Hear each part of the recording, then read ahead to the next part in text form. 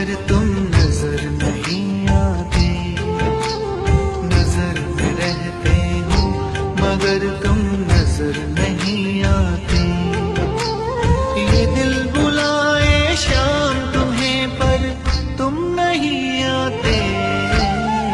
नजर में रहते हो मगर तुम नजर नहीं आते। नजर में रहते हो मगर तुम नजर नहीं आते।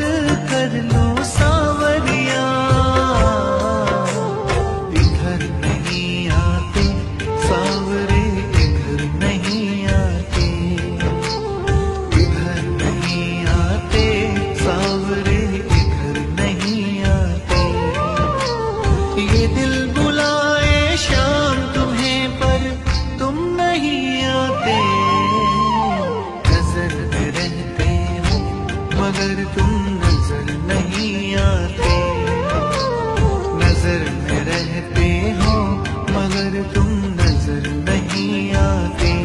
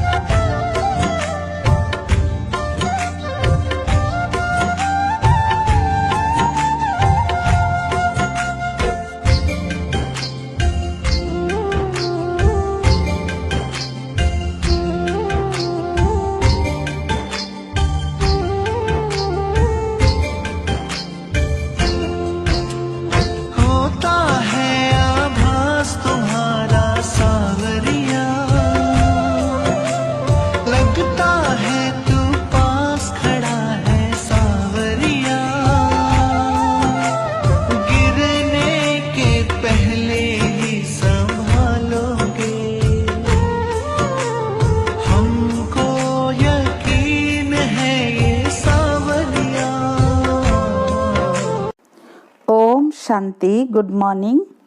16 दिसंबर 2021 प्रातः मुरली। बाप दादा मधुबन। मीठे बाबा के मधुर महावाक्य। मीठे बच्चे, तुम अभी 21 जन्मों के लिए विश्व के मालिक बनते हो। अभी तुम्हारे पर बृहस्पति की अविनाशी दशा है। प्रश्न: सच्चे सेवाधारी बच्चों की बुद्धि में कौन सी बात सदैव याद रहती है? उत्तर: धन दिए धन ना छूटे। वह सदैव दान करते ही रहते हैं। उनकी बुद्धि में रहता है कि हम अपना ही कल्याण करते हैं। बाप भी साक्षी होकर देखते हैं कि कौन कौन अपनी जीवन ऊंच बनाते हैं और कौन पास होंगे। ज्ञान में मैनर्स भी बहुत अच्छे चाहिए। कभी छोटी छोटी बात में फंक नहीं होना चाहिए। गीत: तुम्ही हो माता पिता, तुम्ही हो बंधु सखा, तुम्ही हो। ओम शांति। गुड मॉर्निंग बच्चों को। आज है गुरुवार। तुम बच्चों के लिए यह बृहस्पति डे व बृहस्पतिवार है उत्तम। सप्ताह में सबसे उत्तम दिन यह है। बृहस्पति का नाम गाया हुआ है।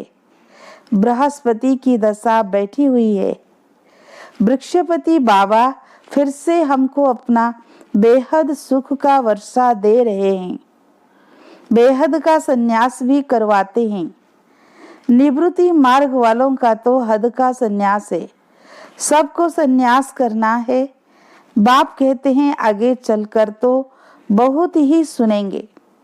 पतित पावन बाप जो गाइड और लिबरेटर हैं, वो कहते हैं मैं आया हूँ सबको मुक्ति धाम में वापिस ले चलने के लिए। भक्ति मार्ग में मुक्ति के लिए ही पुरुषार्थ करते हैं। भक्ति में कितना समय रहना पड़ता है, जो भक्ति के बाद भक्ति का फल मिले, यह तुम्हारे सिवाय कोई नहीं जानते हैं।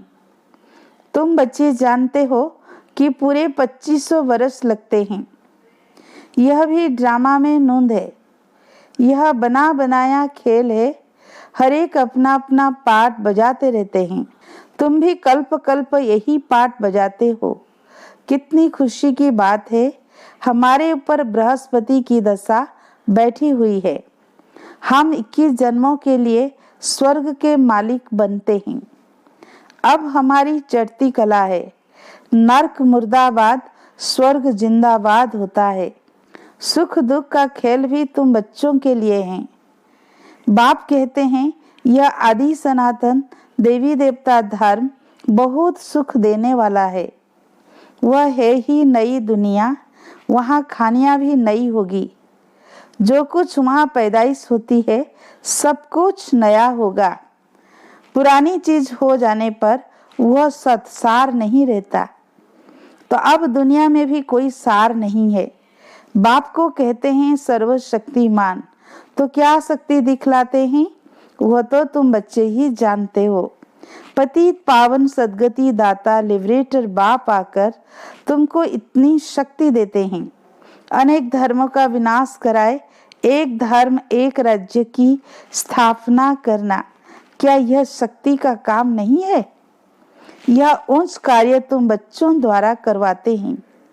तुमको कितनी शक्ति मिलेगी जो कि तुम्हारे सब पाप कट जाएंगे और तुम पुण्य आत्मा बन जाएंगे। जितनी जो मेहनत करेगा उतना ऊंच पद पाएगा। फिर भी स्वर्ग के लायक तो बन ही जाएंगे। पहले न्यू वर्ल्ड थी, अब है ओल्ड वर्ल्ड। यह भी समझते नहीं है। बिल्कुल ब्लाइंड फेथ है। तुम बच्चे जानते हो पहले हम बुद्धिहीन थे। गाया भी हुआ है अंधे की औलाद अंधे। सब भगवान को ढूंढते ही रहते हैं, ठोकरे खाते रहते हैं, मिलता कुछ भी नहीं है। बहुत मेहनत करते हैं। कोई तो बेचारे प्राण भी त्याग देते हैं देवताओं को राजी करने के लिए। बलि भी चढ़ाते हैं, उनको फिर महाप्रसाद समझते हैं। अब गौ हत्या के लिए अनाउंस करते हैं। समझते हैं गौ माता है, दूध देती है। ऐसे तो बकरियां भी दूध देती है, उनकी रक्षा क्यों नहीं करते?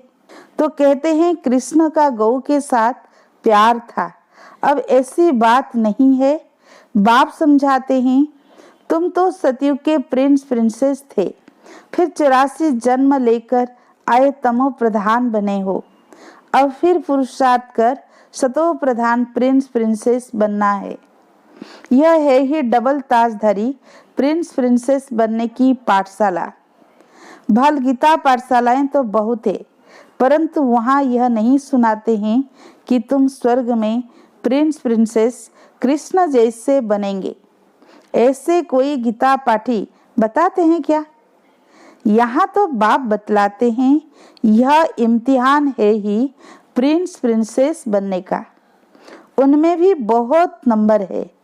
16,108 की माला गाई जाती है। सिर्फ 108 थोड़े ही होंगे। अभी तो अनगिनत मनुष्य है, वह कम तो होने ही है। तुम कोई कोई बातें अखबार में भी डाल सकते हो। यह जो गौ हत्या के लिए भूख हड़ताल आदि कर रहे हैं, यह कल्प पहले भी किया था। Nothing new. इस समय परमात्मा को पुकारते हैं हमको पावन दुनिया में ले चलो। अब कैसे ले चलेंगे यह तो तुम बच्चे ही जानते हो, परंतु वह दैवी गुण अभी आए नहीं है। दैवी गुणों की धारणा बहुत ही कम है।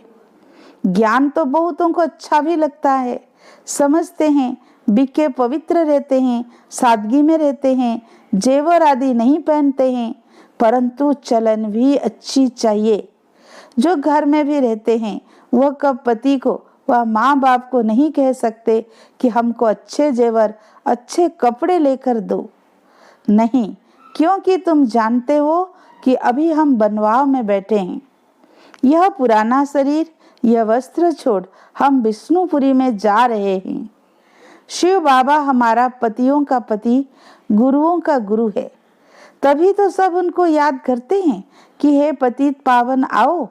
वही आकर सबको सद्गति देते हैं। सिख लोग भी कहते हैं अकाल मूर्त, सत्य श्री अकाल।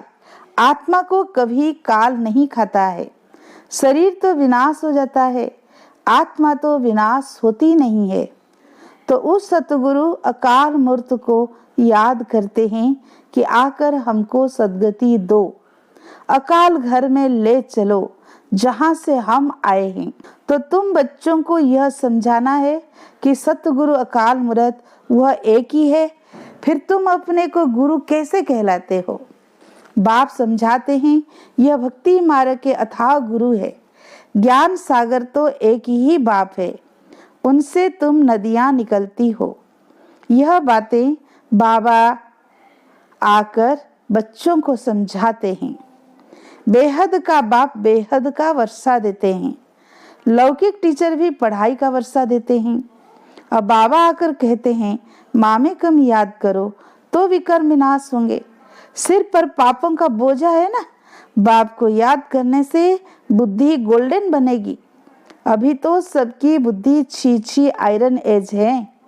मूर्ति के आगे जाकर कहते हैं हम छी हैं। आप वाह वाह हो, तुम ही पावन ऊंच थे, तुम ही पतित बन नीचे आए हो। नाटक ही भारत पर है।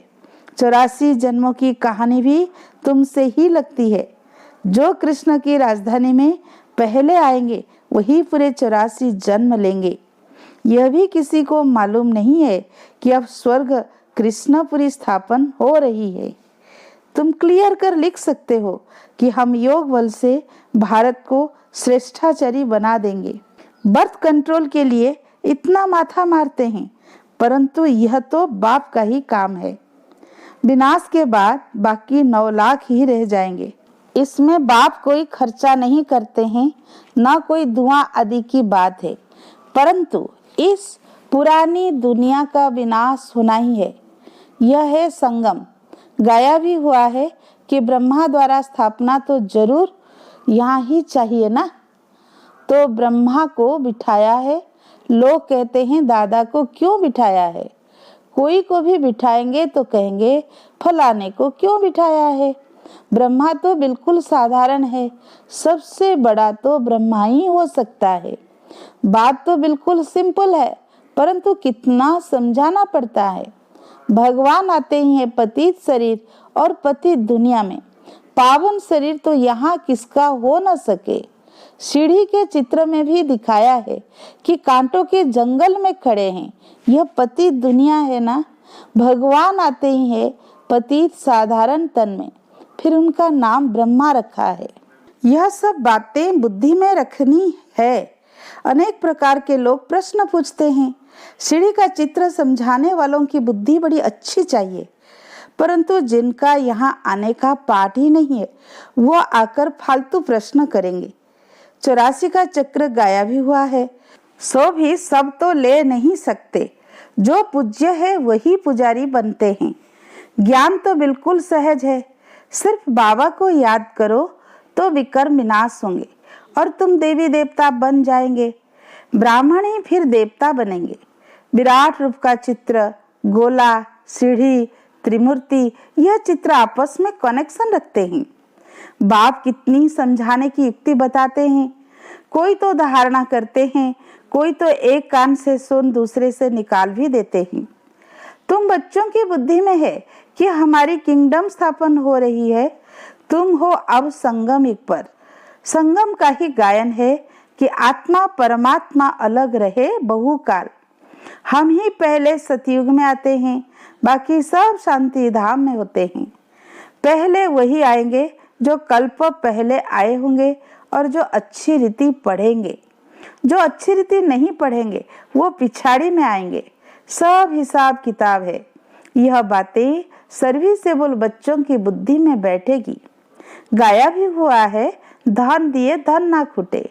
दान नहीं करते गोया पढ़ते नहीं। बाप देखते हैं कौन भारत के रूहानी सेवादारी है, जैसे कि वो अपना ही कल्याण करते हैं। बाप पढ़ाई भी पढ़ाते हैं, साक्षी होकर देखते भी हैं कि कौन कौन अपना ऊंच जीवन बनाते हैं और कौन पास होंगे। तुम भी देखते हो कि सबसे ऊंच सर्विसेबल कौन है। प्रदर्शनी में भी उन बच्चों को ही बुलाते हैं, कोई भी ऐसे ही चले जाते हैं। जाकर देखे, अनुभव करे। इस ज्ञान में मैनर्स भी अच्छे चाहिए, फंक भी नहीं होना चाहिए। एक छुई मुई की बुट्टी होती है, हाथ लगाने से मुरझा जाती है, कितनी वंडरफुल बुट्टी है। दूसरी है संजीवनी बुट्टी, जो पहाड़ों पर होती है। वास्तव में बाबा आकर तुमको संजीवनी बुट्टी देते हैं कि मनमना भाव। बाकी शास्त्र में तो क्या क्या लिख दिया है, तुम ही नंबरवार पुरुषार्थ अनुसार महावीर महावीरनिया हो। तुम भी माया पर विजय पाते हो। तुम हो इनकॉग्निटो वॉरियर्स। बड़े से बड़ी हिंसा है काम कटारी चलाना। दूसरा नंबर है क्रोध करना, कड़वा बोलना, यह भी हिंसा है। बच्चों को तो सदैव खुशी का पारा चढ़ा रहना चाहिए। जो बच्चे सर्विस में तत्पर है उनमें भी माताओं का नाम आगे है। तुम हो शिव शक्ति सेना। गवर्नर ने भी कहा कि माताएं जो कार्य कर रही है ये बहुत अच्छा है, परंतु यहाँ तो यह दोनों के लिए ज्ञान है। हाँ, माताओं की मेजोरिटी है। यह थोड़े ही कि प्रजापिता ब्रह्मा द्वारा सिर्फ कुमारियां ही हुई, कुमार भी तो है ना। जब दोनों ज्ञान ले तब तो प्रवृत्ति ठीक चले। जिसके घर में बच्ची होती है तो समझते हैं लक्ष्मी आई, जहाँ बच्ची नहीं होती तो समझते हैं यह घर निभागा है। देखो, लक्ष्मी की पूजा करते हैं। स्त्री को घर का श्रृंगार माना जाता है। लक्ष्मी है तो उनके साथ नारायण भी होगा। आजकल माताओं का बहुत रिगार्ड रखते हैं। सबसे जास्ती रिगार्ड तो बाप ही आकर रखते हैं। पहले लक्ष्मी फिर नारायण। आजकल मिस्टर और मिसेस अक्षर निकाल श्री नाम रख दिया है। यह है माया की मत। और कोई खंड में श्री अक्षर नहीं है। श्री क्राइस्ट कभी नहीं कहेंगे। श्रीमत है ही एक भगवान की, जो श्रीमत से आकर श्रेष्ठाचारी बनाते हैं। तुम बच्चों को तो बहुत पुरुषार्थ करना चाहिए, परंतु कोई देहाभिमान में आकर अपना पद भ्रष्ट कर देते हैं। इस समय सब देह अभिमानी है और कोई पाठशाला ऐसे हो नहीं सकती जहाँ की आत्माओं को बैठ परमात्मा पढ़ाते हो। अपने को आत्मा समझ बाप को याद करो। कोई का भी ड्रामा में ऐसा पाठ नहीं है। आत्मा में ही सारा अविनाशी पाठ भरा हुआ है, 84 जन्मों का। सीढ़ी का चित्र तो क्लियर कर देता है। यह तुम जानते हो कि जिसने 84 जन्म लिए होंगे वही आएंगे। बाकी के लिए ऐसे ही समझना है कि पिछाड़ी में आने वाले हैं। अब बच्चों को बहुत ही समझदार बनना है, अच्छी रीति पढ़ना है। जो अच्छी रीति पढ़ेंगे और फिर पढ़ाएंगे वही ऊंच पद पाएंगे। बाप समझानी तो बहुत अच्छी देते हैं कि देह सहित सबको भूलो, अपने को आत्मा समझो। इस पुरानी दुनिया को भूल जाना है, सिर्फ एक बाप को याद करना है। याद से ही बाप का वर्षा पाएंगे। आजकल इशारा भी करते हैं कि भगवान को याद करो, तो जरूर एक ही बाप है ना। भक्ति मार्ग का पसारा है झाड़, ज्ञान है बीज। अच्छा, मीठे मीठे सिकी लधे बच्चों प्रति माता पिता बाप दादा का याद प्यार और गुड मॉर्निंग। रूहानी बाप की रूहानी बच्चों को नमस्ते। हम रूहानी बच्चों की रूहानी बाप दादा को याद प्यार, गुड मॉर्निंग, नमस्ते नमस्ते नमस्ते। शुक्रिया प्यारे बाप दादा को, शुक्रिया शुक्रिया। धारणा के लिए मुख्य सार, पहला पॉइंट, इस समय स्वयं को बनवाव में समझना है। अच्छे कपड़े, अच्छे जेवर पहनने का शौक छोड़ देना है। सादगी में रहते हुए चलन बहुत रॉयल रखनी है। सेकेंड, छुई मुई कभी नहीं बनना है। मुख से कड़वे बोल नहीं बोलने हैं। संजीवनी बूटी से माया जीत बनना है। आज का वरदान, साकार बाप समान अपने हर कर्म को यादगार बनाने वाले आधार मूर्त और उद्धार मूर्त भव।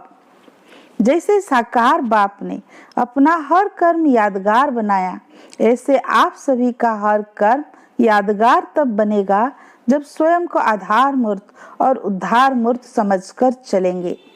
जो अपने को विश्व परिवर्तन के आधार मूर्त समझते हो, उनका हर कर्म ऊंचा होता है और वृत्ति दृष्टि में जब सर्व के कल्याण की भावना रहती है तो हर कर्म श्रेष्ठ हो जाता है। ऐसे श्रेष्ठ कर्म ही यादगार बनते हैं। आज का स्लोगन, सत्यता की शक्ति को धारण करने के लिए सहनशील बनो। अच्छा, ओम शांति।